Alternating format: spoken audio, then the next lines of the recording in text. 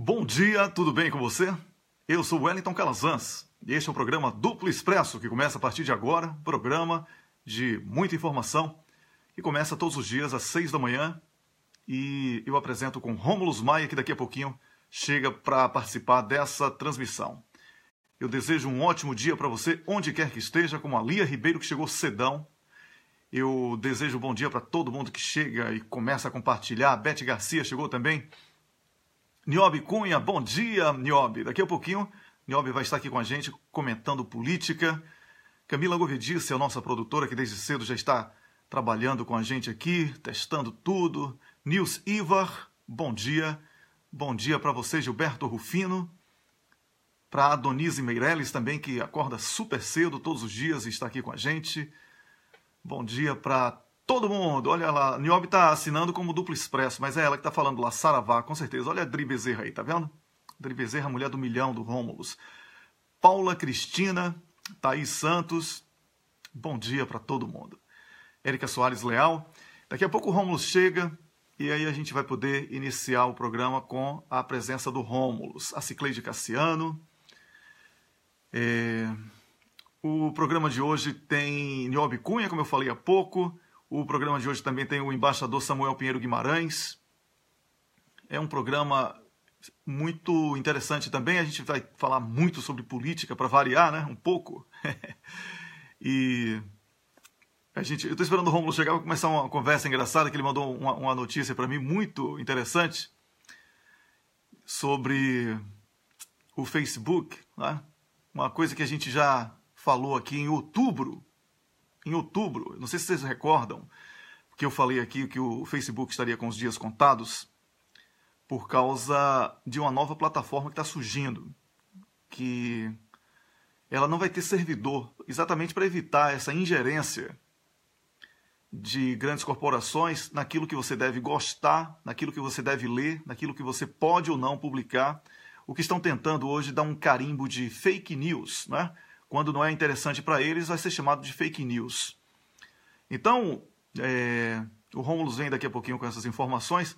Ele mandou um link para mim dizendo assim que o Facebook agora vai criar uma nova moeda digital, no mesmo estilo do Bitcoin, mas para descentralizar as redes sociais. Ou seja, jogou aí a toalha, né? Já sentiu que não tem vida longa, vai virar um Orkut, cheio de ursinhos carinhosos aqui, porque o Facebook tem sido muito explorado para o debate. Tudo que eles não querem é o debate.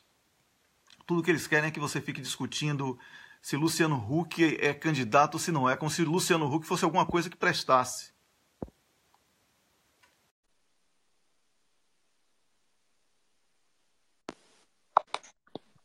Chegou o Rômulus aí. Bom dia, Rômulus. Bom dia, Wellington Calazans. Bom dia para você que está nos ouvindo. Estava falando de Facebook aí, Wellington. Pois é, você mandou um link para mim aqui, eu morri de rir. Né? Exatamente. Uma coisa que eu falei ontem aqui, vou repetir hoje, porque segunda-feira a gente vai lançar aqui uma nova campanha nas redes sociais. A gente vai lançar o Ghost News. Né? Ghost News é aquela notícia que todo mundo... você nunca viu, mas sabe que ela existe. Né? A notícia fantasma. Aquela que a Globo esconde, que o Pig esconde. Ao invés de ficar aqui discutindo, porque é fake news, porque não é fake news. Fake news não é o importante, porque se você não tem preguiça, se você tem disposição, você lê uma coisa e vai checar se ela é verdadeira ou não. Fake news cola com gente preguiçosa. O fake news só dá certo com gente preguiçosa. Agora eu quero saber do Ghost News, a notícia fantasma, aquela que a Globo esconde, aquela que não aparece no Jornal Nacional porque não é interessante para ela e para a quadrilha que ela defende. Aí a gente vai lançar, foi uma ideia que eu elaborei aqui com o Rômulus e com o Miguel do Rosário, a gente vai lançar inclusive o avatar que você vai botar assim, não tem aquela que bota na foto do Facebook, das redes sociais? Uhum. Isso aí então isso é a Camila que vai criar isso é com ela, mas assim, eu já dei a ideia e ela vai fazer lá, né? Vai criar assim, caçador de Ghost News. Não tem qual é o nome daquele filme? Os Caçadores Fantasmas? Ghostbusters, Caça-Fantasmas. Isso, Ghostbusters, exatamente. Então, nós vamos ser os Ghostbusters de notícias. Vai ser Ghost News aí, todo mundo procurando Ghost News. Então vai ser assim, quando na noite de Natal, na hora da missa do galo, o UOL divulgar que Tacla Duran falou que a lista do Odebrecht pode não ser segura, porque ele só quer botar ali para dizer que tem no arquivo que ele publicou, mas não quer que ninguém leia. É a teoria que Rômulo sabiamente chama de teoria fio dental, mostra tudo, esconde o essencial. Aí a gente vai entrar com o plantão Ghost News. Bam, bam, bam, bam, bam, bam, bam, bam. Aí vai falar assim, olha, acabou de publicar aquilo que a gente já sabia há muito tempo, que Tacla Duran revelou e tal. E aí bota a risada de Thriller, de Michael Jackson no final. Lembra da música isso Thriller? aí, muito bom.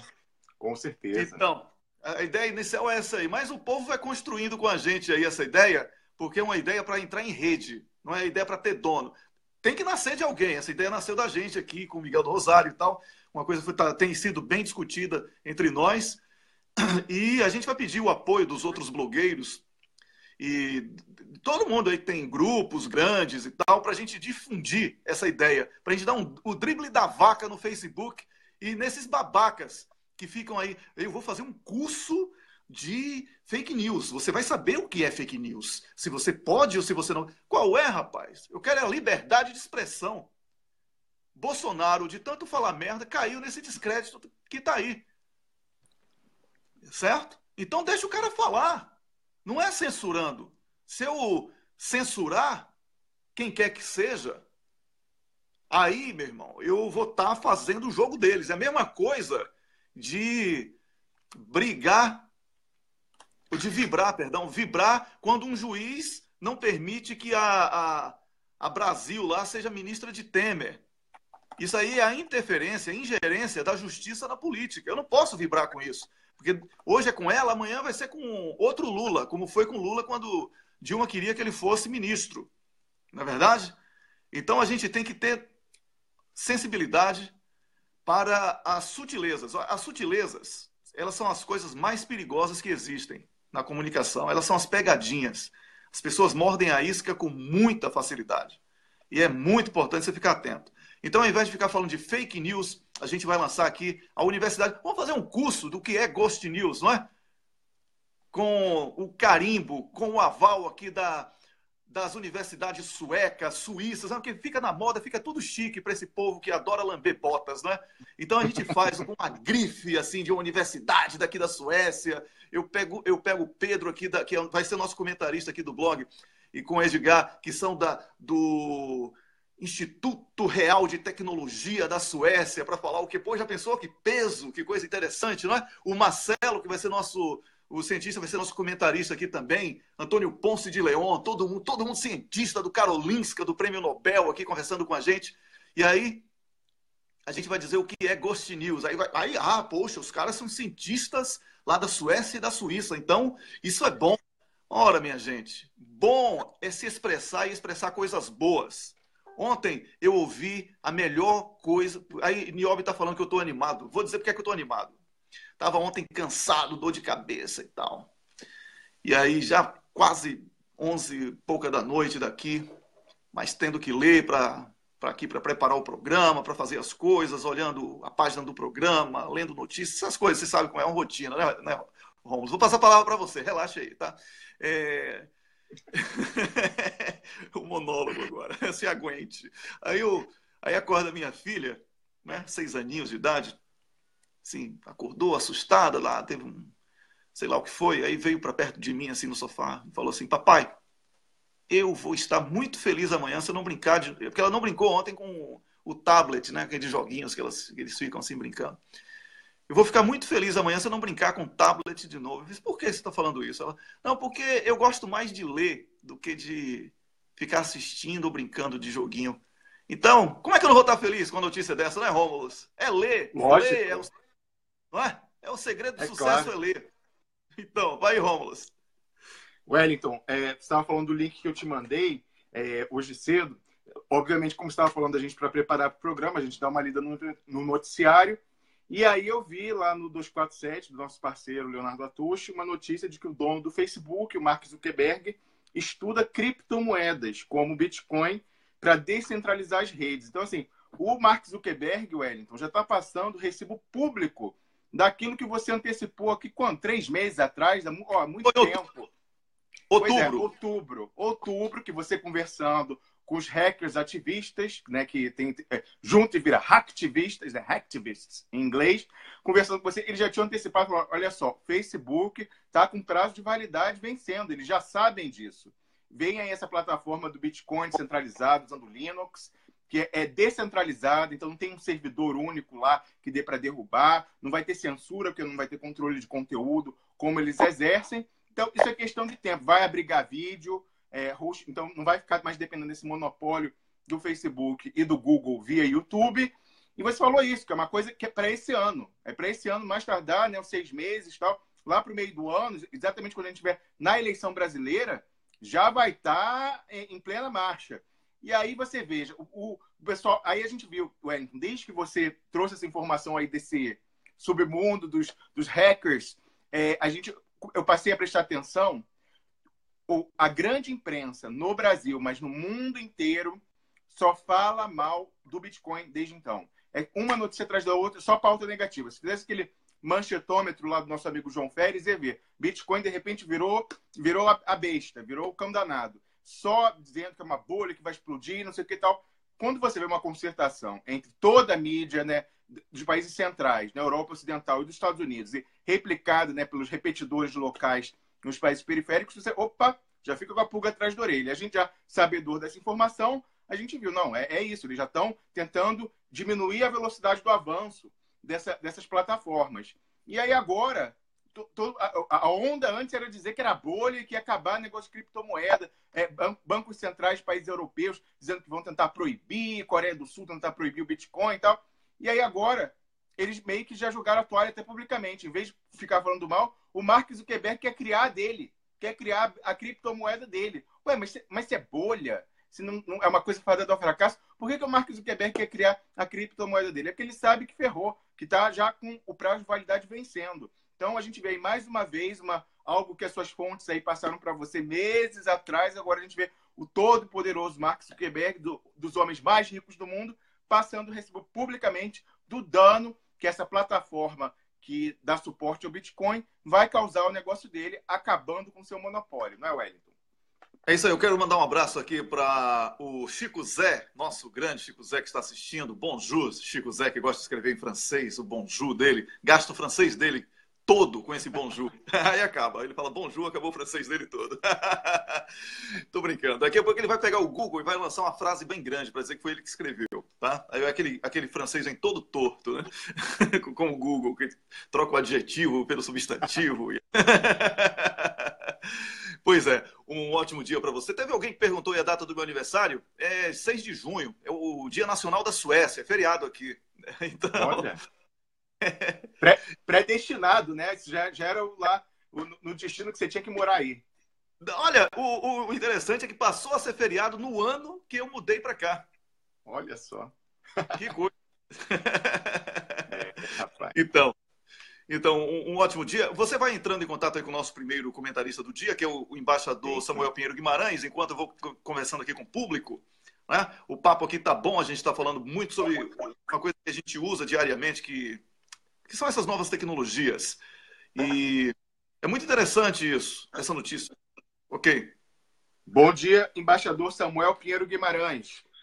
Bom dia. Embaixador, nós conversávamos ontem sobre a pauta para hoje. O senhor disse que tinha muitos assuntos que o senhor queria abordar com relação à resistência ao golpe.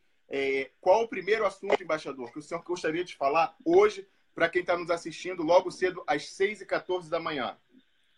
Olha, eu acho que um assunto muito importante é a iniciativa da presidenta Cristina Kirchner de promover um manifesto de defesa do direito do presidente Lula concorrer às eleições, com o título de eleições sem Lula é fraude.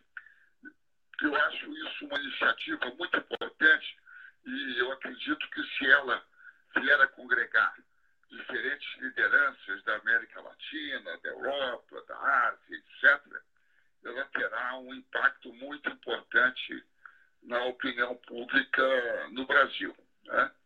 Eu acho que esse é um tema de grande importância, né?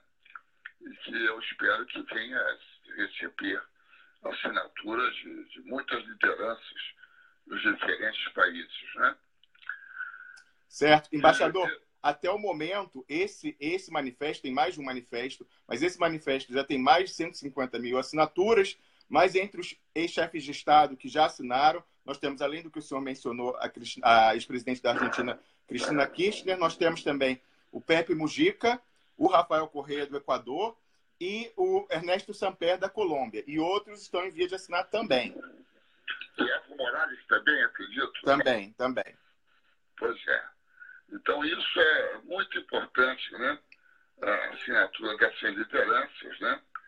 Para mostrarem o repúdio ao que está acontecendo no sistema político brasileiro, né? Uhum. Que é uma ofensiva extraordinária das forças mais conservadoras e mais tradicionais do Brasil, né? Com uma pauta econômica, uma pauta social e uma pauta política que significa um extraordinário retrocesso para a sociedade brasileira, né? De modo que isso é muito importante. Esse manifesto é muito importante, né? Esse é um ponto que eu acho que merece atenção. Um outro ponto, né, que é interessante agora nos dias recentes é a iniciativa do presidente Trump de reduzir os impostos das empresas, o imposto de renda das empresas das pessoas mais ricas.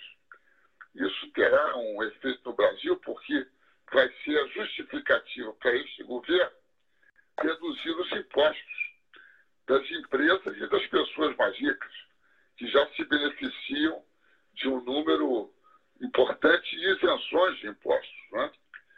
Então, isso será mais um pretexto para iniciar essa reforma tributária que passa a ser exigida por todos os economistas mais conservadores, pelos jornais, sob o pretexto de evitar de que os capitais americanos e estrangeiros investidos no Brasil venham a voltar para os seus países de origem, né?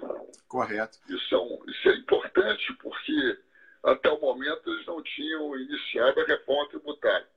A reforma tributária, como em outros países, como já ocorre na França e agora nos Estados Unidos, é uma reforma para reduzir os impostos que são pagos pelas maiores empresas, né, e pelos indivíduos mais ricos, de maior nível de renda, né? Correto. De modo que isso é um fato muito importante que aconteceu agora, né? Sim, embaixador, com certeza. E isso que o senhor fala envolve alguns conceitos de economia que talvez quem está nos assistindo não conheça, mas, por exemplo, começa, como o senhor falou, uma concorrência predatória entre os países. Então, os Estados Unidos fez, aí os outros têm que fazer também, alegadamente, para não perder os capitais. Isso a economia se chama, né, race to the bottom, a corrida para o fundo do poço. Então, os países começam a concorrer entre si para ver quem tributa menos, quem taxa menos. Realmente é algo preocupante e que o senhor traz atenção realmente. Eu não tinha tentado para isso, da implicação no Brasil, porque realmente há esse projeto para que agora, com esse impulso vindo de fora, ganhe mais ímpeto, né, essa tentativa de tornar a tributação no Brasil ainda mais regressiva e ainda mais injusta do ponto de vista distributivo. Embaixador Wellington Calazans tem uma pergunta para o senhor. Diga, Wellington. Embaixador, bom dia. Nós sabemos que um exemplo muito bem sucedido aconteceu aqui ao lado da Suécia, na Islândia, um país nórdico. E uma das coisas que a sociedade fez, além de destituir o governo, foi decretar moratória e reescrever a Constituição. O senhor acredita que seja esse o único caminho para o recomeço do Brasil, para a reconstrução nacional? O senhor ouviu a pergunta, embaixador? Está muito difícil, está muito longe. Eu repito. Poderia resumir para mim, por favor? Certamente. O Wellington Calazans, ele mora na Suécia, então ele tem proximidade com os países escandinavos. Ele lembra o exemplo da Islândia, logo após a crise de 2008, em que tentaram fazer o governo assumir a dívida que era daquelas instituições financeiras que especularam, o povo ocupou as ruas, destituiu o governo que tentava fazer isso e reescreveu a Constituição, a moratória, e ele pergunta para o senhor se se isso seria um exemplo a ser seguido por outros povos, inclusive o Brasil, do povo retomar o poder que é soberano e tentar reescrever a Constituição, eliminando essa influência desse poder da finança internacional. Olha, eu acho que é muito importante essa questão da influência do setor financeiro internacional e do setor nacional financeiro também no Brasil, né? Que são extremamente vinculados. Uma das iniciativas importantes nesse sentido é a chamada da auditoria cidadã da dívida pública, né? Para justamente se verificar se esta dívida pública que o Estado é obrigado a manter, não é obrigado, ele faz porque quer, né? Exercer uma política de juros extremamente elevados, que, digamos, inibe o consumo e os investimentos, não só os investimentos, mas o consumo, porque as taxas de juros cobradas para as compras a prazo são taxas elevadíssimas, né? Que significam a transferência de recursos para o setor financeiro, né? Então, eu acho que a auditoria cidadã da dívida pública, que está prevista na Constituição, ela está prevista, né, na Constituição, seria um passo extremamente importante para iniciar esse processo de maior controle, né? Outro passo importante é, digamos, a desprivatização das agências reguladoras. Hoje em dia, as agências reguladoras no Brasil são todas dominadas pelas empresas daqueles setores, de modo que elas fazem uma regulamentação e uma fiscalização que beneficia as empresas. E a principal agência reguladora é o Banco Central, né? Que regula o sistema financeiro, deveria regular o sistema financeiro, e seria totalmente privatizado. Isto é, o setor financeiro que acaba controlando o Banco Central, né? Correto. Não é o Banco Central que fiscaliza o setor financeiro, né? Certo. E isso é algo extremamente prejudicial, né? É verdade. Mas isso ocorre também com as outras agências reguladoras, com a Anatel, com a ANP e assim por diante, né? Que são todas controladas por interesses privados e muitas vezes controladas por interesses estrangeiros. Correto. Né? Correto. Embaixador, o senhor fala aí de autarquias, né, entidades públicas, agências reguladoras capturadas pelos regulados, e aí eu vou relacionar isso a uma pergunta aqui que o público passa ao senhor, que é o seguinte: nós todos ficamos escandalizados na semana passada com aquela história de acordo da Petrobras com abutres em Nova York para pagar quase 10 bilhões de reais pela corrupção da qual a Petrobras era vítima.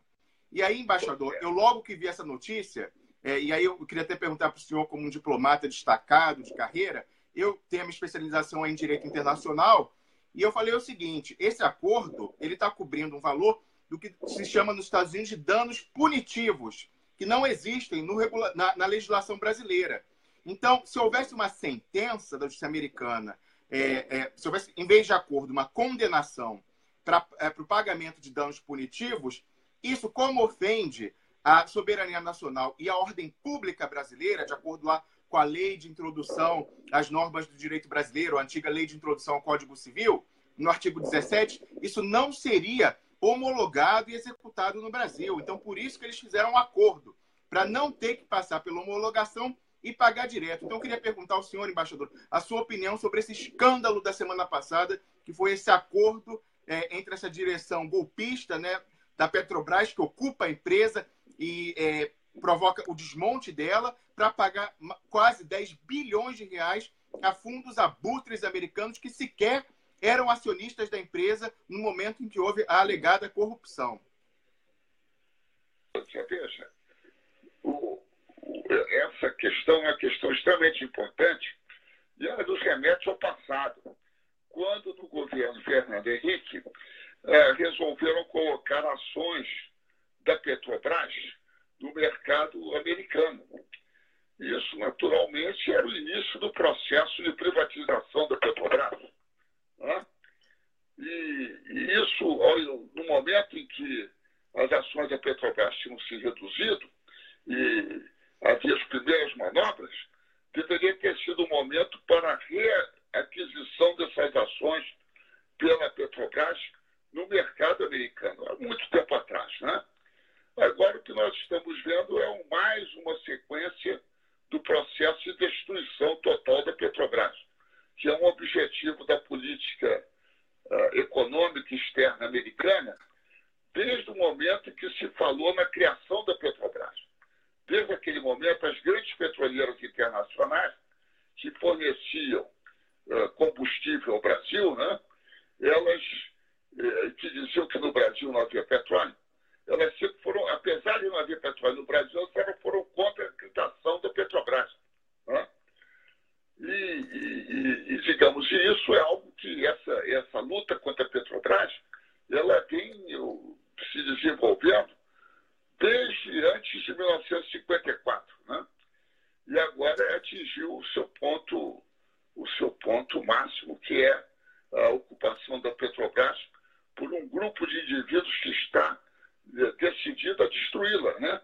Como grande empresa, né? E transformar o Brasil, como em outros setores, em apenas um mero exportador de matéria-prima, isso é, de petróleo, e de importador de produtos manufaturados, isso é, de gasolina, de óleo diesel, e assim por diante. Né? E eu acho que o que a Petrobras fez lá é mais uma manobra nesse sentido. Né? Eu acredito que talvez a defesa dos direitos da Petrobras não levaria à sua condenação. Né? E isso teria sido muito melhor para a empresa, né? Mas é que eles usam essa figura do direito americano, que é chegar a um acordo para evitar a condenação, né? Agora, isso deve ser feito quando há realmente culpa, né? Mas quando não há culpa, não há razão para chegar a um acordo. Um acordo que só beneficia esses fundos abutres que se especializam em comprar ações na Baixa para depois obter lucros extraordinários. Correto. Embaixador, o Wellington Calazans tem mais uma pergunta. Pela dificuldade do som, ele pediu para eu ler para o senhor. Ele quer saber o seguinte: como ficará a imagem do Brasil caso Lula seja, no dia 24 próximo, condenado? Porque onde não existe Globo, no exterior, né, todos sabem que a justiça brasileira se tornou um partido político e de extrema direita. Então, qual será a repercussão para a imagem do Brasil? O senhor que é um diplomata de carreira, conviveu proximamente com outros diplomatas e lideranças estrangeiras. Qual o senhor acredita que será o impacto na imagem do Brasil, embaixador? Eu acho que será um impacto extremamente negativo, né? Extremamente negativo, porque as acusações feitas ao presidente Lula são absolutamente infundadas, né? São absolutamente sem nenhuma razão, sem nenhuma prova, sem nada, né?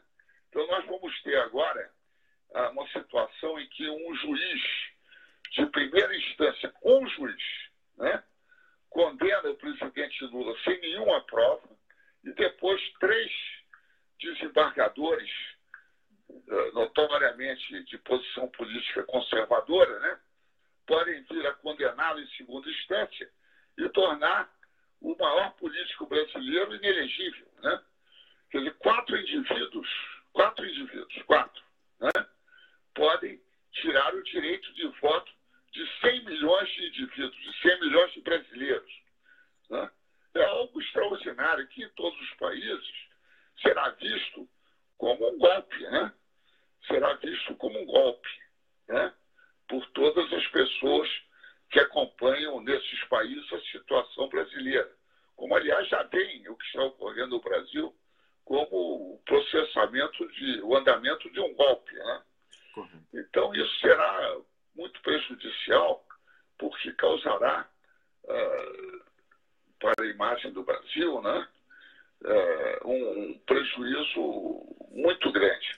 Agora, a imagem do Brasil só pode se fortalecer na medida que no Brasil tivermos eleições, tivermos democracia, tivermos a defesa dos direitos humanos, a redução das desigualdades sociais. Isso é que vai melhorar a imagem do Brasil, isso é que vai criar uma imagem do Brasil real, de uma sociedade que quer ser mais desenvolvida, mais democrática, mais soberana, mais tolerante, né? E mais justa, né? E isso é que poderá criar uma imagem do Brasil que corresponde ao potencial brasileiro, né? Correto. Embaixador, o nosso tempo está chegando ao fim. Eu queria fazer uma última pergunta ao senhor, um comentário, na verdade, que é o seguinte. Nós tivemos aí também, na semana passada e retrasada, mais uma tentativa de primavera em países que são alvos do imperialismo. No caso, o Irã. Mas, diferentemente do Brasil, foi uma primavera frustrada. Assim como havia sido frustrada também aquela tentativa de primavera na Turquia.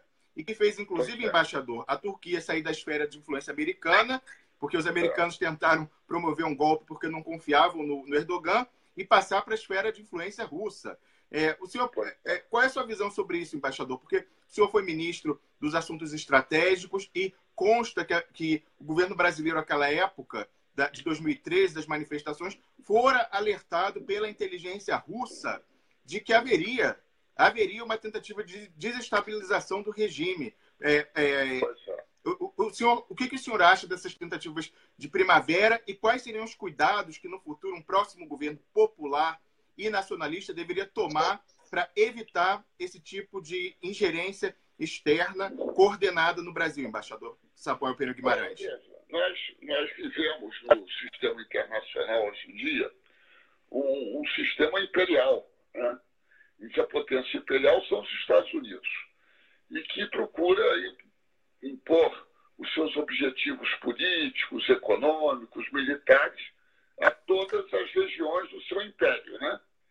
E que reage com grande força contra aquelas, digamos, províncias que não se submetem totalmente, e passam a promover o que você chama, que deve ser chamado, eles chamam de mudança de regime, né? Mudança de regime é golpe de Estado, né? Que é o que está sendo promovido hoje em dia na Venezuela. Quer dizer, a Venezuela, que é um país democrático, né? Que realizou mais de 2 dezenas de eleições nos últimos anos, né? Sem nenhuma denúncia de fraude. A última eleição em que o governo foi vitorioso em 23 das 25 ou 26 províncias da Venezuela, né? Então, agora, por exemplo, houve mais um episódio que eu queria mencionar, que foi a captura deste brasileiro que se encontrava na Venezuela, mas que mora nos Estados Unidos.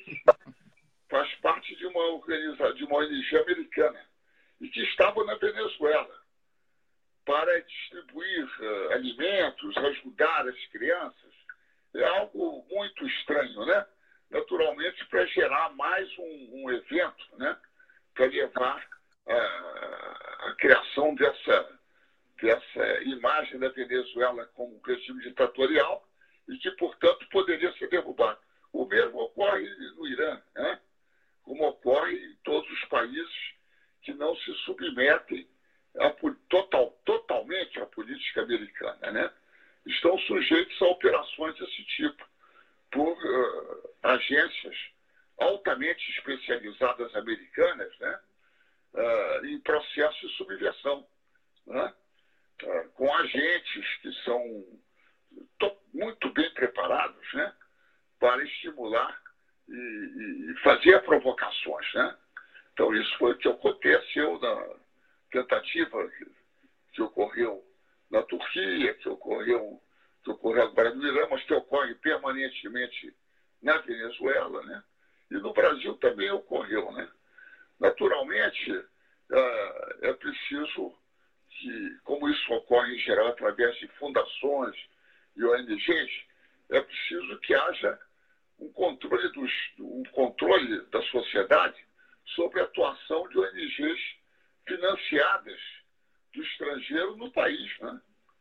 Isso é um controle relativamente fácil, assim como as empresas são obrigadas a se registrar para poder atuar, seria altamente conveniente que ONGs estrangeiras, ou qualquer ONG, para atuar no Brasil, fosse obrigada a se registrar e obrigada a revelar a origem dos seus fundos, né?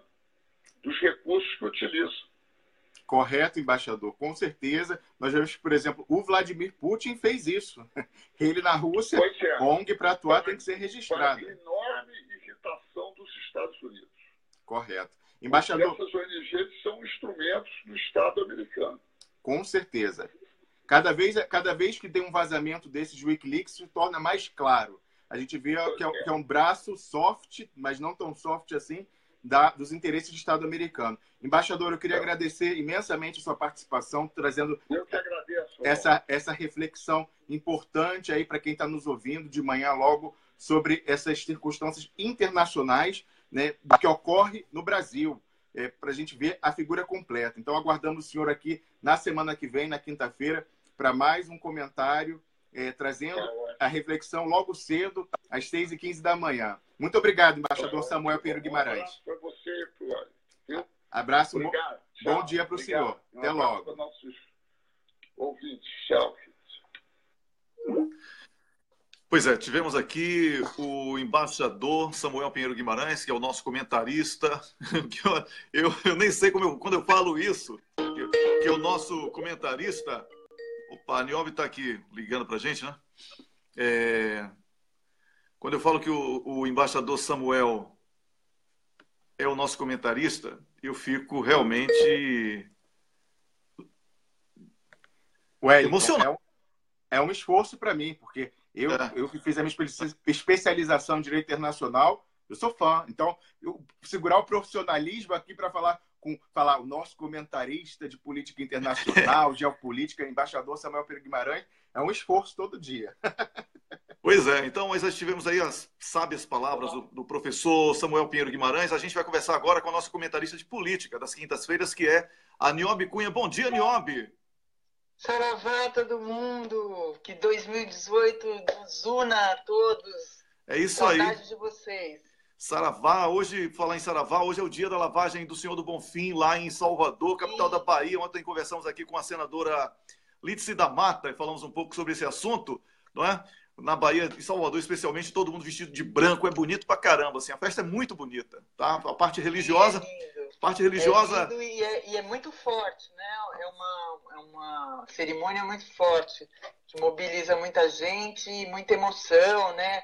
É muito envolvente, enfim, até para quem não tem fé, vale a pena assistir, porque envolve muita emoção, o povo se une em torno de uma fé muito forte. Com certeza, é um trajeto de 8 quilômetros, e aí tem a parte religiosa, tem a parte profana, não é? Porque na Bahia o que não é profano não é baiano.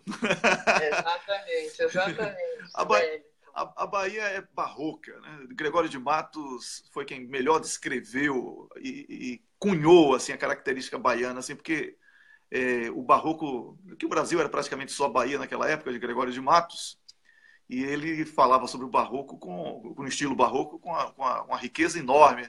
Quem não lembra do Gregório de Matos falando sobre o pecado e o perdão, né? Pequei, Senhor, mas não porque hei pecado e tal. Então, isso tudo eleva em muito a nossa capacidade de conviver com as diferenças. E eu acho que é exatamente nesse contraste, que é um contraste estilizado, né, com a marca barroca, que a Bahia consegue viver com alegria, apesar da adversidade, apesar de todos os problemas. E não à toa somos o estado que tem o maior percentual de eleitores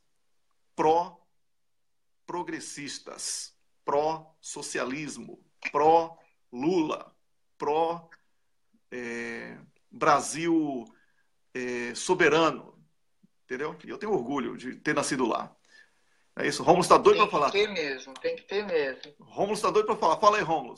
Fico com inveja. Nada. Eu estou te ouvindo, adoro ouvir sobre a Bahia, onde o Brasil começou essa história de encontro das três raças e mostrando um exemplo maravilhoso de tolerância religiosa, cultural, étnica, de lá a Igreja Católica permitindo que as baianas, candomblecistas limpem a escadaria. É uma maravilha. Isso deveria ser transmitido, Wellington. Em vez de ficar transmitindo Big Brother, isso sim deveria entrar em pool todas as emissoras para transmitir isso para o Brasil. Porque isso é a síntese do Brasil, Wellington.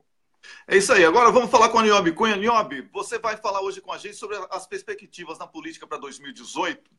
E aí eu estava ouvindo, eu adoro ouvir música à noite, assim, enquanto estou escrevendo, lendo e tal. Fico ouvindo. Aí entrou no meu playlist lá uma música de Cazuza, e ele fala: eu vejo o futuro repetir o passado, eu vejo um museu de grandes novidades. Eu digo, será que é isso que Niobe vai falar amanhã? Um museu de grandes novidades? Niobe, diga aí, Niobe.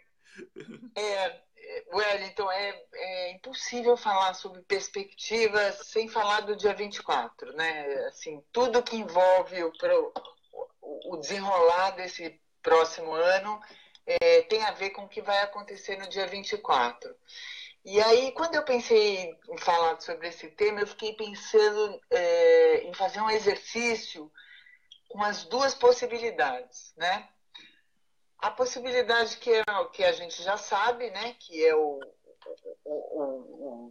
desenrolar do golpe, né? Que a gente chama de golpe, que é a condenação do presidente. E aí eu não arriscaria dizer qual vai ser o placar, mas, sei lá, torço para que seja pelo menos 2-1, mas eu não arriscaria dizer. Mas eu gostaria de também fazer um exercício de que a gente uma hora acorde, um dia de manhã, e tudo se inverta e, de repente, os desembargadores façam uma análise técnica dessa acusação contra o Lula e ele seja inocentado. E eu achei mais interessante pensar nessa perspectiva. Você imagina, Wellington, todo mundo que está esperando a condenação do Lula se deparar com ele inocentado? Quanta coisa vai mudar nesse país em termos de eleição, em termos de perspectiva, em termos de concorrente. A gente está vendo que a oposição está desesperada. Uma hora o Luciano Huck outra hora o Luciano Huck não é.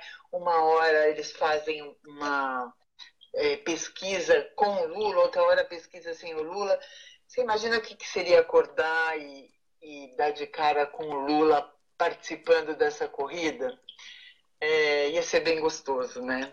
E pode ser também, pode ser. Eu não descarto essa possibilidade, embora ela seja muito remota, porque a gente está sob golpe, a gente sabe disso e não é bom a gente se iludir. Mas é bom a gente imaginar essa hipótese, por quê? Porque depende também da gente. Eu acho que as coisas não estão só na mão dos desembargadores. E aí é que eu faço a minha análise. A gente tem responsabilidade, a gente não pode entregar o país nas mãos de 4 desembargadores, como sabiamente falou o embaixador Samuel agora há pouco. O país é nosso, o país não pode ser dessas 4 pessoas. 5 com o Moro, né? Ou, sei lá, 6, 7 com o MPF. Então, é importante que a gente tome pela mão essa perspectiva de que o país é nosso. Que a gente tem voz ativa, sim, que a gente está sob golpe, mas que a gente tem voz ativa, que a nossa vontade pode prevalecer, que é importante que a gente mostre a cara. Com certeza, Niobe. Niobe, eu vou... Desculpa. Não, desculpe, eu que lhe interrompi. É porque aqui é um bate-papo, você é nossa comentarista, e aí a gente tem essa licença, né, para poder pedir um tempinho. O Rômulo está querendo. Claro. O Rômulo também está querendo falar com você. Pois não, Rômulo? Niobe, isso que você falou desse sonho de acordar no dia 25 com Lula inocentado, a gente sabe que é difícil, porque são pressões, mas talvez reste alguma esperança. Que ele seja absolvido por um 2-1 em favor do presidente Lula, em vez de ser um 2-1 contra, um 2-1 a favor. Por quê? O desembargador lá, que é o relator, que é o homem do Moro, o homem que diminuiu a pena do Eduardo Cunha, é o relator João Pedro Gebran Neto. Tem outro que pode divergir, que está sofrendo a maior pressão da grande mídia, que é o desembargador de sobrenome Lau, não lembro agora o primeiro nome dele. Mas há um outro desembargador, que é o Leandro Poulsen, que é o revisor, e aí eu recebi um relato dias atrás. Ele é um acadêmico, ele dá aula na faculdade. E saiba você, Niobe, e você também, Wellington, que ele, na sala de aula, recebeu da mão dos seus alunos um documento com todas as provas que foram ignoradas no processo fajuto que o Sérgio Moro mandou para lá. Então, as revelações do Tacla Duran, os documentos que a Justiça não autoriza que conste do processo do presidente Lula, os alunos entregaram para o desembargador Leandro Poulsen, fazendo questão de fazer isso publicamente na sala de aula. Então, ele sabe que para sua biografia, para o resto da vida, vai ter que encarar os alunos que estão perfeitamente conscientes do que está se passando. Então, essa pessoa que estava lá presencialmente, uma aluna, me mandou essa informação e falou isso: olha, talvez, né, quem sabe a gente consiga um 2-1, porque ele é um acadêmico que deve se preocupar com a sua biografia e com ter que encarar e olhar nos olhos dos seus alunos para o resto da vida. Então, vamos ficar com o dedo cruzado, torcendo aí, Niobe. Olha que informação incrível, né? Informação incrível. Me animou ainda mais a sonhar com esse dia 25. 24. Que é aniversário de São Paulo e aniversário de 60 certo. anos de casamento dos meus pais. Entendi, o 25 porque é o pós-24. Entendi agora o seu pensamento. É porque você pensa à frente. Eu tava... tá vendo aí? Continua, Niobe. Não, mas adorei essa interferência aí do Rômulo de saber disso. É uma informação importante, porque eu só vejo esse país possível e viável se houver mobilização. Sem rua, esse país não existe. Independente de Lula concorrer ou não. Porque Lula concorrendo, a gente também vai sofrer pressão. Extrapolando esse exercício, vamos fazer um exercício de Lula ganhar uma eleição.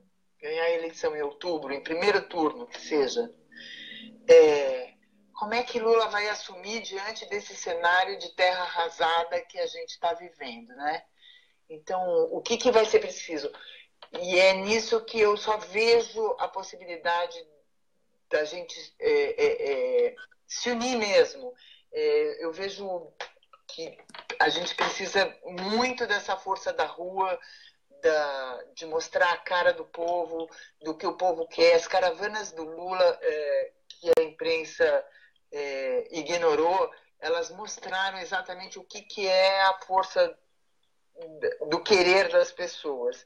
Eu acho que é isso que vai impor a nossa cidadania.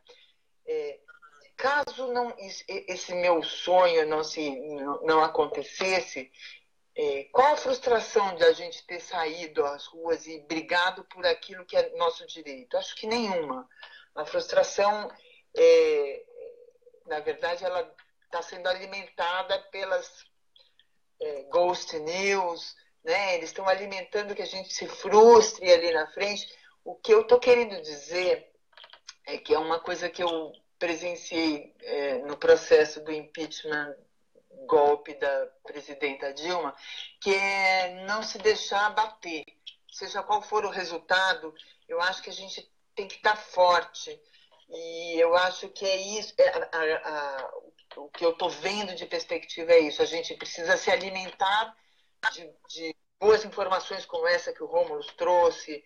A gente tem que se alimentar disso e não de resultado em si. É lógico que todos queremos que um resultado, mas o resultado em si, ele Ele nem vai ter muita validade se a gente não estiver ali ao lado, na luta, mostrando a nossa cara e o nosso querer, né? Democracia, Wellington, não é a gente ir de 4 em 4 anos depositar voto na urna. Né? Democracia é uma coisa que a gente tem que viver todo dia, mesmo quando ela nos é tomada como ela foi. Né? Tomada à força, tomada na mão grande.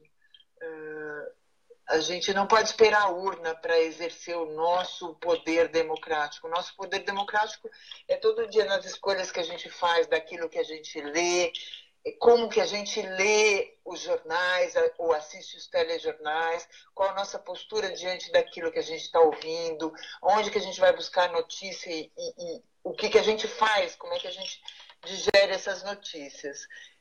A gente não precisa ser acadêmico, a gente não precisa ser conhecedor. Eu sou uma comentarista, eu não sou uma analista política, eu gosto do assunto política.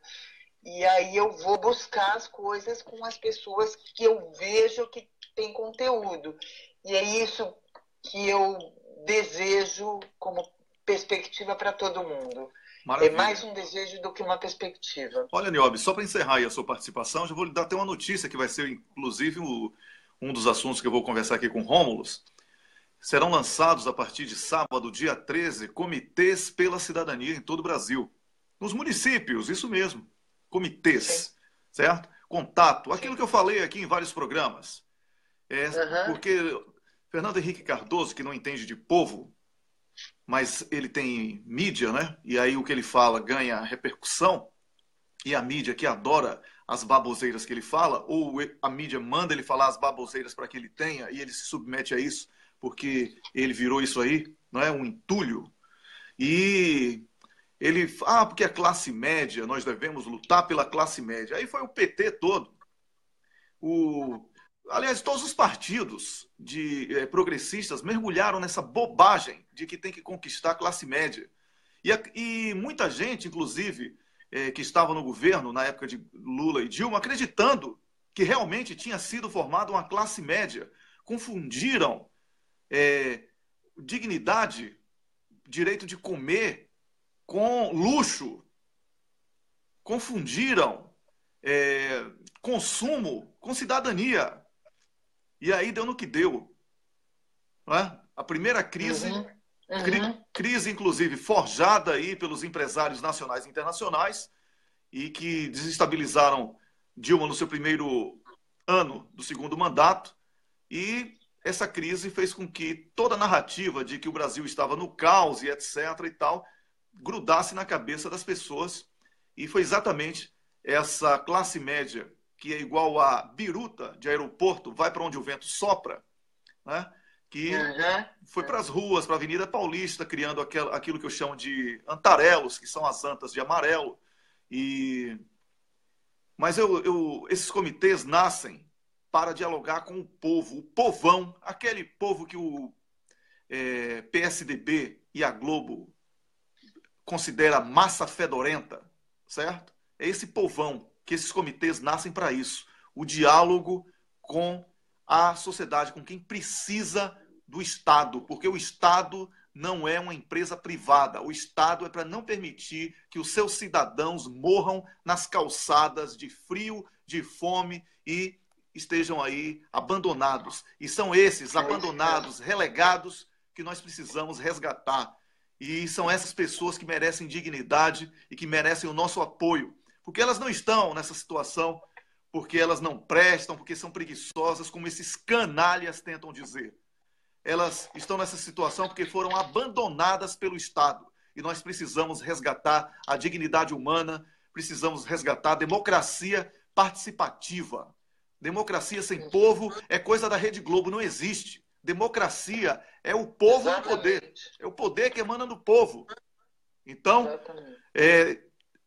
precisamos apoiar, e eu fui convidado aí, eu não, a equipe aqui do programa, fui convidado para liderar a comunicação desses comitês pela cidadania. Fiquei muito lisonjeado pelo convite, aceitei, e estamos aí trabalhando estratégias de comunicação, e eu vou pedir a adesão de todo mundo, certo? Ao invés de colar avatar com a bandeirinha da França, porque teve lá um atentado que eles provocaram quando invadiram países, não é? Então, vamos colar o avatar dos comitês da cidadania, né, que a Camila aí está fazendo, está preparando, vai ficar muito bonito, já vi a arte, está muito boa. E vamos colar o avatar dos comitês da cidadania, compartilhar, vai ter um grupo, vamos lá tirar fotos de situações constrangedoras de pessoas nas ruas, vamos expor a pobreza, não vamos ter medo, não vamos querer botar pobreza embaixo do tapete, vamos expor a pobreza para constranger esses canalhas que estão roubando os nossos sonhos, roubando os direitos dos brasileiros e de vermos um Brasil soberano. Nhobe, invadir sua praia, conclua aí, vá. Não, sua praia invadiu nada, você completou e você, enfim, ilustrou minhas palavras. Era isso que eu queria dizer, que a perspectiva para 2018 é estarmos unidos, estarmos fortes, é não desanimar com qualquer que seja o resultado, porque muito do resultado vai depender da gente. A gente que vai afiançar qualquer resultado, seja de dia 24 de janeiro, seja das eleições. Nós que vamos afiançar. A gente não pode entregar esse país na mão de 4, 5, 6 cidadãos golpistas. O país é nosso e é assim que a gente tem que perceber o país. Um bom ano para todo mundo. Estou muito feliz com a volta do programa. Eu espero que a gente tenha essa união. Eu estou me sentindo muito amparada quando eu entro no programa, assim, quando eu ouço o programa todo dia. Fez muita falta esse tempo que a gente ficou fora do ar, porque é muito bom ouvir as pessoas que estão engajadas mesmo e que estão acreditando na mudança, seja ela qual for, a gente está na rua. Um beijo para todo mundo, saravá. Saravá, Nhobe, é o seguinte, olha, antes de você desligar aí, antes de bater o telefone na minha cara, eu vou dizer o seguinte, o prazer é todo nosso. Você traz essa paz, a paz que o Rômulo destacou ontem na senadora Lídice da Mata, aquela conversa calminha, tranquila, a gente aqui numa pilha do cacete, ela chega, joga aquela, não é? Aquela coisa zen, a gente fica tranquilaço, e aí a gente reflete até melhor. Rômulo, você quer falar mais um pouquinho? Fala, Rômulo. Eu vou só repetir que eu já falei aqui, minha tia querida, amo ela, mas a gente tem divergências profundas sobre política. Ela foi lá vestida de amarelo naquelas passeatas na orla do Rio de Janeiro. Ela fala que ela só vê o programa e só lê meus artigos por saudade do sobrinho. Mas você vê que esse jeito sereno de falar, ele é importantíssimo para ultrapassar, porque a gente tem os dois lados, né, muito aguerridos, não sei o quê, e a gente acaba que a gente só fala para os nossos, né, a gente que fala dessa maneira. Agora, pessoas como a Niobe, ela fala, a pessoa que eu mais gosto de ouvir no programa é a Niobe Cunha. Eu imagino que, não só por causa do conteúdo da Niobe, mas principalmente porque a Niobe nunca, presta atenção, ela nunca vem querendo dar lição, ela sempre chama para uma reflexão. Ela fala, gente, eu vi isso aqui, e aí eu pensei tal coisa. Ela convida a reflexão, então ela não vem com dogmatismo. E ela não chega com 4 pedras na mão, ela fala calma. Então ela consegue ultrapassar aquela armadura da pessoa do outro lado, petralha, né? E aí a gente já fala, a minha preferida do programa é a Niobe. Então, importante, é um privilégio nosso contar com o Niobe Cunha aqui toda quinta-feira. É isso, tá vendo, Niobe? Gente, vocês me encabulam assim. Manda um beijo pra tia, fala que ela é uma fofa e que, enfim, que ela é bem-vinda também. A opinião dela é muito bem-vinda, que a gente está aqui para debater e mostrar que, enfim, não existe uma verdade só, mas que a gente acredita na nossa verdade e a gente vai lutar por ela. Olha, eu vou agora puxar o tapete da Niobe para desligar. Niobe, deixe de fingir que eu sei que o seu ego é um monstro. É brincadeira. É brincadeira, Niobe. Você é maravilhosa. Um grande abraço para você. Tudo de bom. Tchau, tchau. Conversei aqui com a Niobe Cunha, nosso comentarista de política, às quintas-feiras. Antes a gente teve a participação mais que especial também do nosso comentarista de política internacional e conjuntura política brasileira, que é o embaixador Samuel Pinheiro Guimarães. E a gente está de volta aqui para falar um pouco mais. A gente tem alguns minutos aqui, Rômulo, para conversar com o público, para falar sobre a atualidade da política brasileira. Li aqui que no Brasil 247, que o presidente Michel Temer, né? Ele é presidente, olha só. Presidente de quem, né? Presidente de quem? Esse cara que está aí, a partir do golpe, ocupando, emprestando a caneta para destruir o Brasil e o sonho dos brasileiros, ele teria dado uma entrevista dizendo que está muito bem, obrigado, que querem que ele morra, mas que ele está muito bem, obrigado. E que ele queria passar 4 dias na praia e que não teve condição. É o seguinte, eu quero foto de Michel Temer, atual. Ele passeando com segurança, foto do ano passado não, dizendo que é nova. E todo mundo comentando que o peito dele, isso e aquilo. Tá? Eu e Rômulus, e eu já passei, nós já conversamos, né, Rômulus? Temos informação de que o estado de saúde de Temer, e que eu não tô, olha, atenção, é assim, vida humana para mim, acima de qualquer coisa. Seja quem quer que seja, porque a vida é a única coisa nobre que nós temos. Aí se a pessoa valoriza esse período e pratica o bem, ótimo. Se ela pratica o mal, ela vai também ser exemplo, né, do que não deve ser feito. Mas a vida tem que ser preservada. Agora, que Michel Temer tá mal pra cacete, isso eu sei. Essa notícia chegou para mim. E com fontes, assim, fantásticas, tá? Por uma questão ultra ética, eu nem vou dizer qual foi, de onde foi, etc.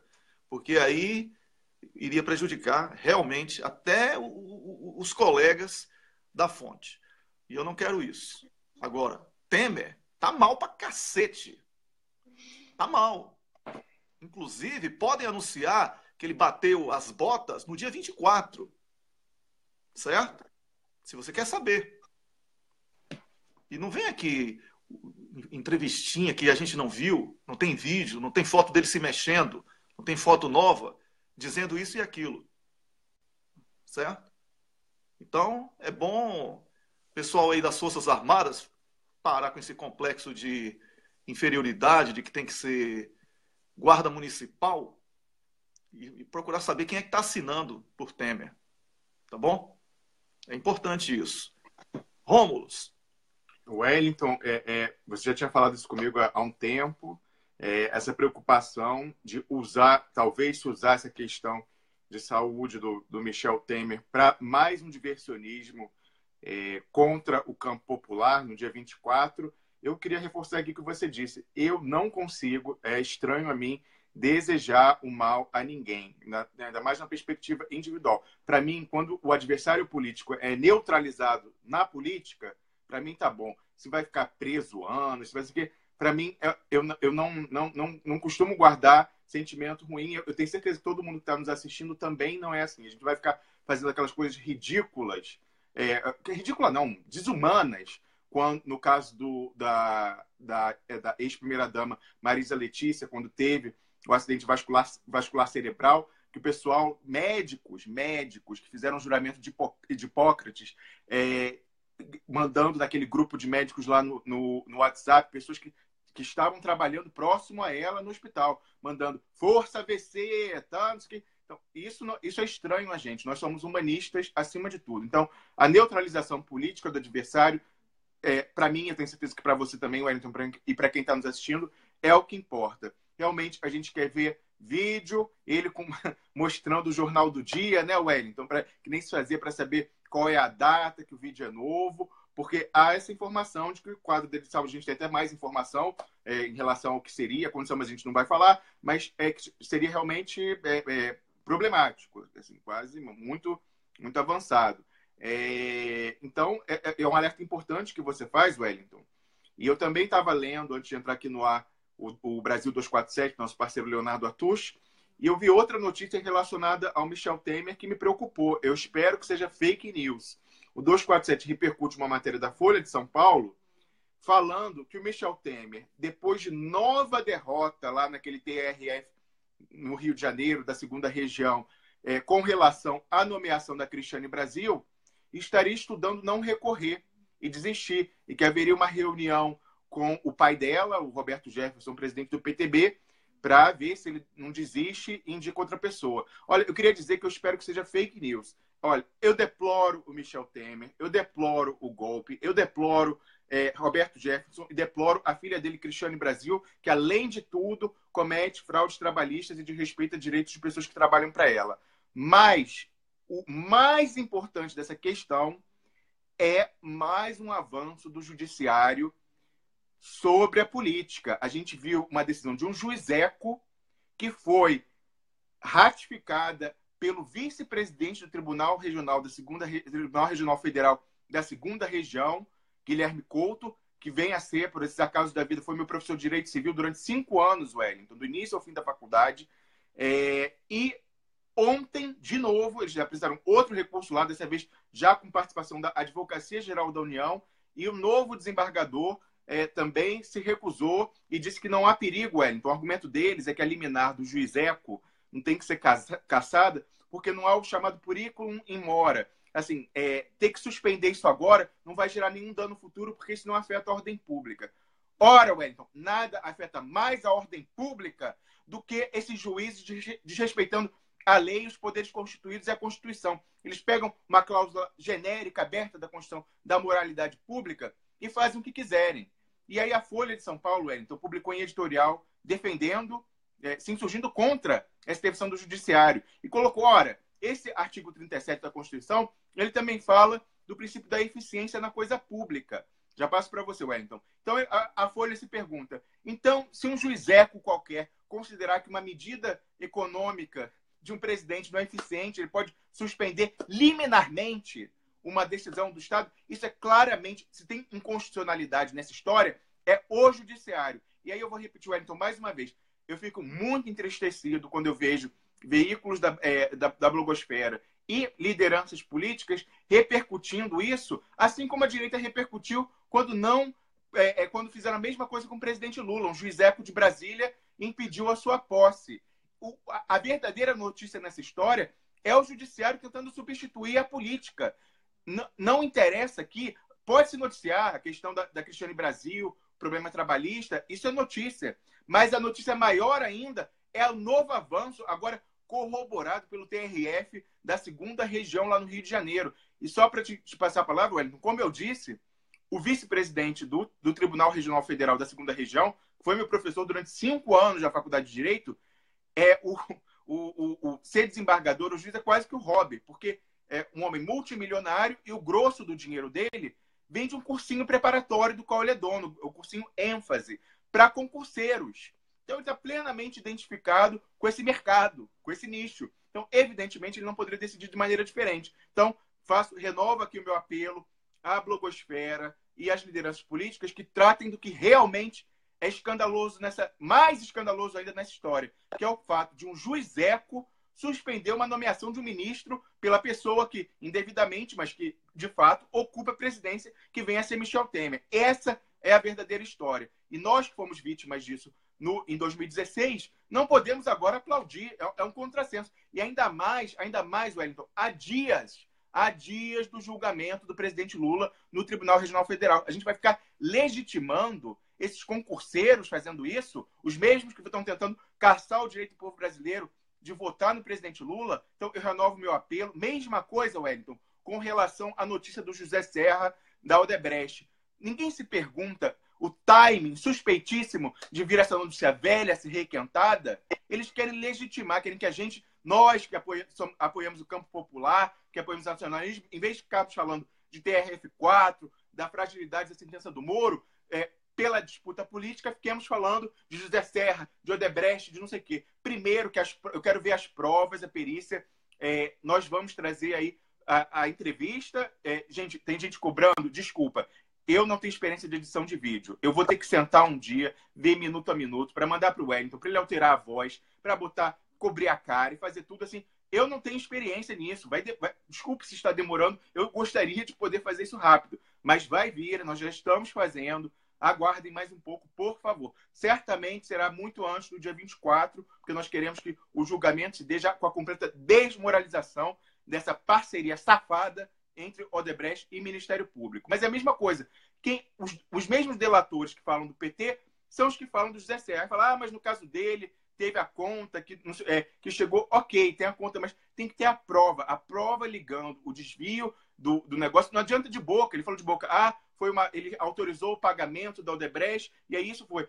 Sim, o José Serra pode ser que tivesse uma conta exterior, mas tem que provar o ato de ofício, tem que vincular, mostrando. Isso até agora é só o nível da delação. Então, é temerário, aliás, é um tiro no pé veículos da blogosfera ficarem repercutindo como verdade delação há dias, Wellington, há dias do julgamento do presidente Lula.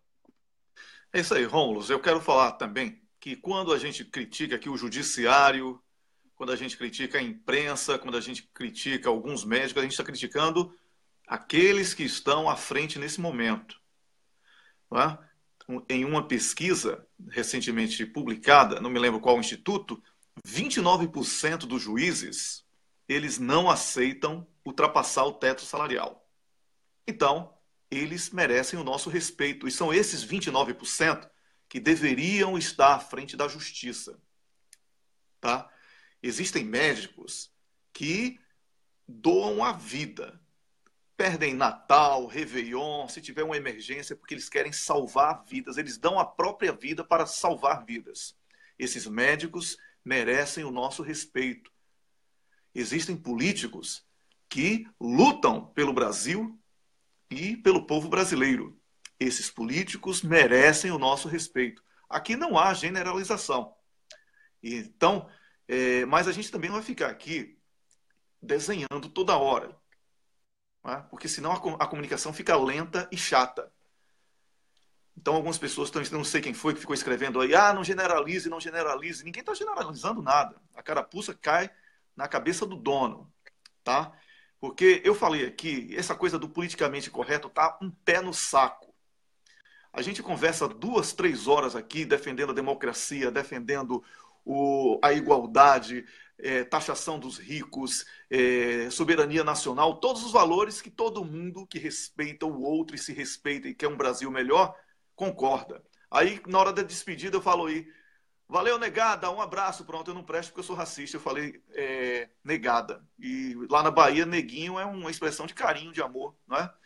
E aí eu já não presto porque eu falei neguinho e o afrodescendente criou agora um dicionário das expressões isso e aquilo. Aí eu não posso falar que uma mulher é isso e aquilo porque isso é misoginia, não sei o quê. Não tem nada disso. Não tem nada disso. Eu luto aqui pela democracia, porque sem democracia e sem dinheiro no bolso, sem salário, sem emprego, ninguém tem dignidade. Aí não adianta você ficar com bandeira de minoria como se diz, num cenário de guerra. O Brasil está sob invasão. Se você não entendeu isso até agora, aí você nunca vai conseguir fazer prevalecer a sua bandeira de minoria. A luta agora é o coletivo. Precisamos construir, precisamos reconstruir aquele fio, aquela semente que estava sendo plantada e que eles tentam desesperadamente abortar, certo? Essa semente de uma sociedade sadia. Precisamos urgentemente resgatar a pesquisa científica, educação, dignidade, direitos trabalhistas. Precisamos urgentemente lutar por essas coisas, por esses valores. Porque senão não vai ter casamento gay, não vai ter aborto, não vai ter nada. Porque as pessoas vão estar com fome, na miséria e vão se submeter a qualquer coisa para sobreviver. A gente tem que lutar para viver com dignidade e não sobreviver. É isso. Tá bom? Rômulus. Muito bem, Wellington. Outra notícia que eu queria comentar aqui, a gente vem discutindo isso fora do ar há alguns dias, foi essa manifestação do Ministério Público de segundo grau, lá no TRF4, TRF do Gebran, negando mais uma vez, na verdade, ratificando a decisão do Sérgio Moro, que impediu pela terceira vez o pedido do presidente Lula e da sua defesa de ouvir o ex-advogado Odebrecht, Rodrigo Tacla Duran, como sua testemunha de defesa. O doutor Cristiano Zanin fez aquele live com ele, em que ele fala que ele tem informações e documentos relevantes para o caso do presidente Lula, Mas, mais uma vez, Sérgio Moro, sob o argumento ridículo de que não conhece o endereço do Tacla Duran na Espanha, negou. Agora eu quero dizer o seguinte, Wellington. Conhecer o endereço do Tacla Duran não é um problema, não é obrigação do Sérgio Moro, é obrigação da justiça espanhola. No pedido de cooperação internacional, o Sérgio Moro manda a carta rogatória e falando assim, olha, eu quero que cite o senhor Rodrigo Tacla Duran. E aí a justiça espanhola, como ele é residente lá, vai procurá-lo. Não bastasse essa mentira de dizer eu não conheço o endereço e por isso não posso pedir, que teria que ser a justiça da Espanha, para piorar, ele conhece sim. Esse que é o pior de tudo. Porque como nós noticiamos aqui tempos atrás, e foi relatado justamente nessa live do Dr. Zanin, do final do ano passado, com o Rodrigo Tacla Duran, o Sérgio Moro e os procuradores, o Dedê, o Pozobon, cujo apelido eu dei Preço Bom, procurador Preço Bom, e Carlos Fernando, mandaram uma carta rogatória fantasma, clandestina, não consta do processo. A defesa do presidente Lula não sabia, já tinham mandado há muito tempo, no ano passado, em agosto, muito antes do Rodrigo Tacla Duran depor na CPMI, para vir secretamente, clandestinamente à Espanha, porque eles queriam saber o que ele tinha, qual era o dano que ele podia causar à Lava Jato. Então, não tinha... Olha que interessante, Wellington. Naquela época, não tinha história de ele é um foragido da justiça brasileira, ele é um criminoso, não sei o que. Não.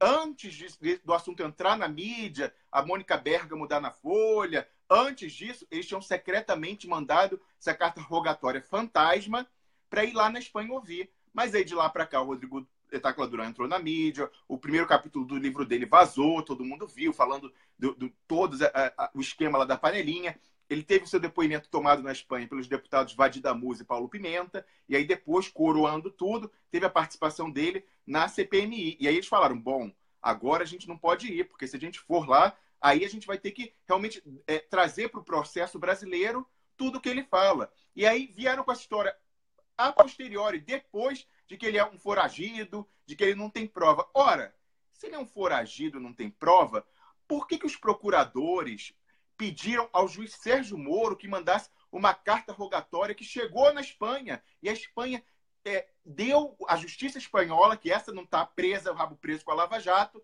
mandou a citação para o Rodrigo Tacla Duran. Como que a justiça espanhola mandou para ele uma citação e qual foi o interesse dos procuradores e por que agora eles dizem que é foragido que não sabe o endereço?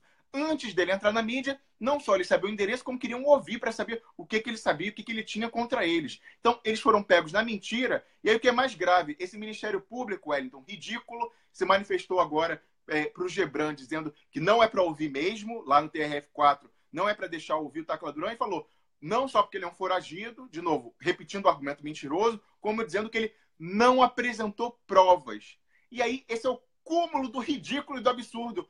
Como que ele pode apresentar provas se ele não foi sequer ouvido? Se eles não permitem que ele seja ouvido? Ué, para ele apresentar provas no processo, ele tem que ser ouvido. Então, assim, é ridículo. Aí você vê sites que são assessoria de comunicação, para você ver o nível do desespero. Site de assessoria de comunicação lá da Lava Jato, aquele antagonista terrível, e o Estadão, Fausto Macedo, também é assessoria de comunicação, soltaram, comemorando, como se fosse uma grande vitória essa manifestação do Ministério Público. Ora, essa manifestação do Ministério Público é o recibo passado do desespero. O cara me dizer que não pode ouvi-lo porque não tem provas é o carro na frente do boi. Primeiro, ele tem que ser ouvido para virem as provas. Então, eles estão mais uma vez confirmando o medo que eles têm e eles não conseguem nem mais raciocinar, Wellington. Eles passam recibo atrás de recibo da burrice e do desespero deles. Essa manifestação do Ministério Público é maravilhosa nesse sentido. Fale, Wellington.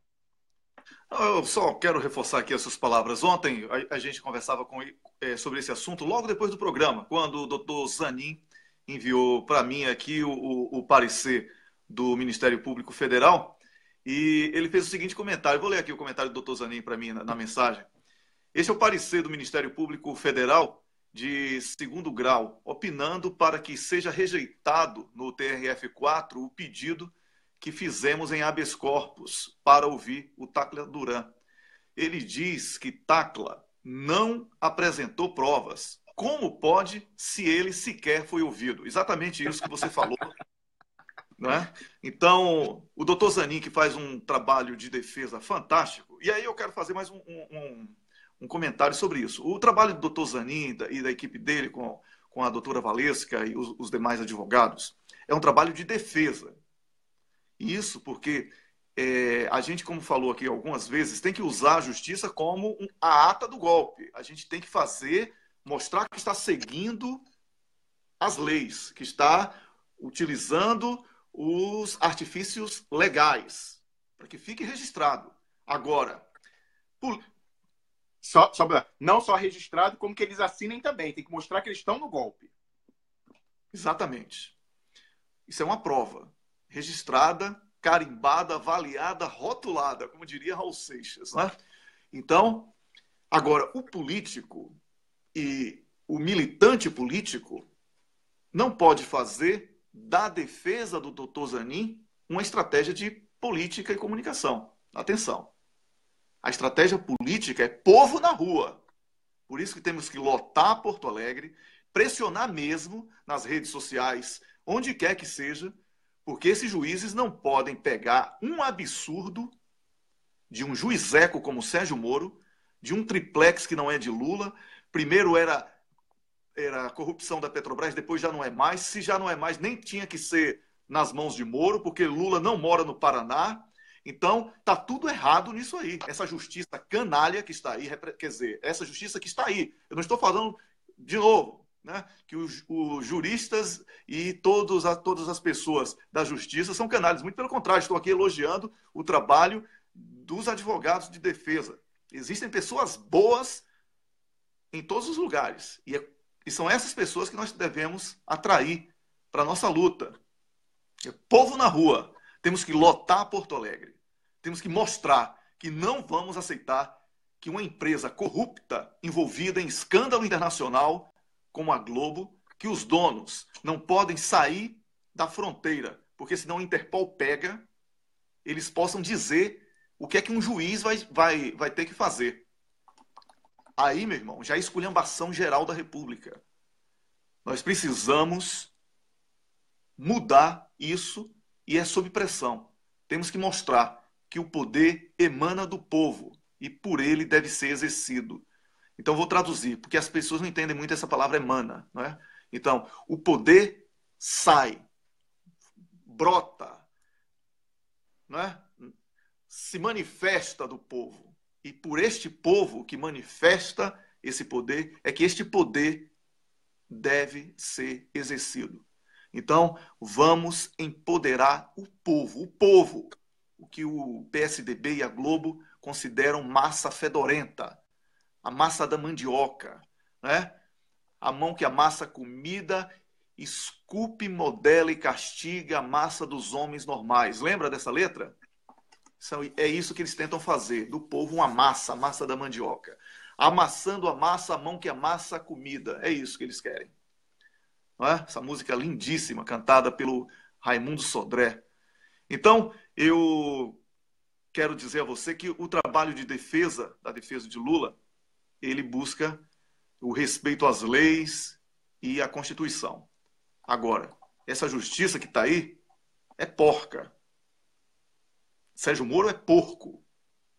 Porque acusar Lula e condenar Lula e ter Lula como adversário, tudo isso é reprovável, tudo isso merece o nosso repúdio. E é uma decisão desse juiz incompetente que passou aí em concurso, todo mundo está dizendo que foi fraudado, que perdeu 4 vezes para fazer o concurso da OAB, o cara que não conseguiu ter a carteira da OAB virou juiz, não sabe falar português, não sabe falar inglês, tenta fazer a letra O com o fundo de um copo redondo e erra, faz um triângulo, certo? É esse juiz, é a sentença desse juiz que venderam como herói, como o justiceiro, o Batman, e lá vai. É isso que vai ser julgado. Que justiça sem vergonha é essa, viu, Rômulo? Olha, Wellington, para fechar aqui, você está falando, foi vendido mesmo, muita gente acreditou. Tem até gente na minha família, eu falo aqui sempre, meu pai é tucano, lá de primeira hora, ele falava, tem um herói da infância, do pessoal mais antigo, que eu via no rádio, que é o Jerônimo. Meu pai, quando eu estava crescendo, cantava histórias do Jerônimo, meu pai fala, toda pessoa que meu pai acha um herói, ele fala, é o Jerônimo, o herói do sertão. Aí meu pai falava que o Moro era o Jerônimo, o herói do sertão, não sei o que. Aí eu falei, olha, pai, seu Jerônimo aí... Então o pessoal foi vendido, e aí a gente sabe, né, o que a gente falou aqui no fim de semana e vem tratando ao longo da semana, que quem sabe muito do Sérgio Moro, Wellington, é o Dario Messer. O Dario Messer, ele... na Odebrecht dizia, o Marcelo Odebrecht dizia, lá no início, lá atrás da Lava Jato, dizia, quem pode parar o Sérgio Moro em 2 tempos, implodir ele, se ele sair da linha, é Dario Messer, o maior doleiro do Brasil, e que foi poupado na investigação que foi presidida pelo Sérgio Moro, do maior escândalo de corrupção da história do Brasil, que não é nada de Lava Jato, é o Banestado, que eram 130... A dúvida, Wellington, são 134 ou 197 bilhões de dólares. Pegou todo mundo, pegou empresas de mídia, pegou a Globo, pegou os irmãos Marinho, pegou o pessoal do Judiciário, pegou o pessoal dos partidos políticos. Então, essa foi enterrada.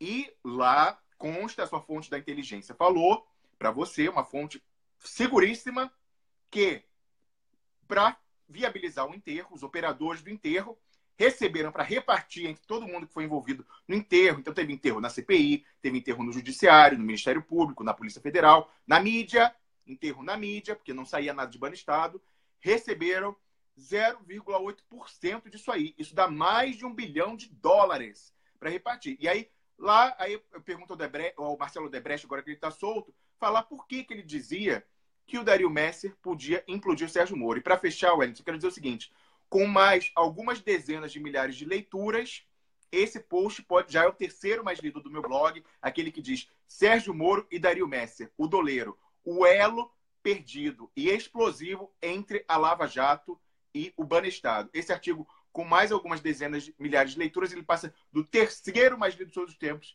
do meu blog para 2º. Então, vamos continuar divulgando, que pode ser o 2º mais lido de todos os tempos, mas de qualquer forma, sendo o 3º já tem leitura demais e o pessoal todo já conhece a relação, Wellington. É isso aí, Rômulus. Eu quero mandar um abraço para o Leonardo Atushi, que já está assistindo a gente, já está se preparando lá para começar o programa. A gente vai encerrar o nosso aqui para que você também acompanhe o Leonardo Atushi lá no Brasil 247. E é uma parceria que tem dado certo, hein, Leonardo? O pessoal está dizendo que sempre que sai daqui do nosso programa, vai acompanhar o seu programa. Eu imediatamente depois compartilho também. Quero que você tenha muito sucesso e quero que a gente fortaleça aí essa nossa corrente em defesa da democracia. Ô, Rômulus, para você, quem é o cocô do dia? Olha, o cocô do dia, eu vou, em vista da fala do embaixador, vou dar para os entreguistas brasileiros casados com o imperialismo, né, que são seus patrões. Tá bom. Então tá bom. Entreguistas nunca... Eu acho que homenagem a eles nunca vai ser demais para este tipo de homenagem aqui, porque é exatamente isso que eles são e é exatamente isso que eles merecem, né?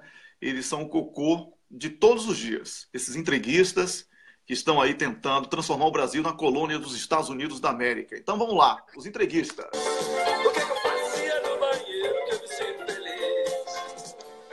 O que eu fazia no banheiro que eu me sinto feliz?